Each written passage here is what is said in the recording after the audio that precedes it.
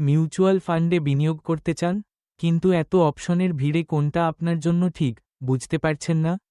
মনে হচ্ছে যেন বিশাল এক মেনু কার্ড সামনে, কোনটা রেখে কোনটা খাবেন। চিন্তা নেই, ব্যাপারটা আসলে অত কঠিন নয়। মিউচুয়াল ফান্ড বাছার আগে নিজেকে দুটো প্রশ্ন করুন। আপনার আর্থিক লক্ষ্য কি, আর আপনি কতটা ঝুঁকি নিতে রাজি? ধরুন, আপনি 5 বছর পর একটা গাড়ি কিনতে চান। আপনার লক্ষ্য মাঝারি মেয়াদি। আবার ধরুন, আপনি ঝুঁকি একদমই নিতে চান না। তাহলে আপনার জন্য হয়তো ইকুইটি ফান্ডের চেয়ে ডেট ফান্ড বা ব্যালান্সড ফান্ড বেশি উপযুক্ত। অনেকেই শুধু আগের পারফরমেন্স দেখে ফান্ড কেনেন। আরে বাবা, আগের পারফরমেন্স গ্যারান্টি দেয় না যে ভবিষ্যতেও একই হবে।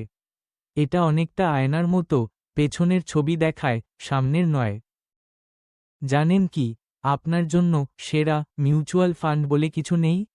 আছে শুধু আপনার জন্য সঠিক মিউচুয়াল ফান্ড, যেটা আপনার লক্ষ্য আর ঝুঁকি নেওয়ার ক্ষমতার সাথে খাপ খায়।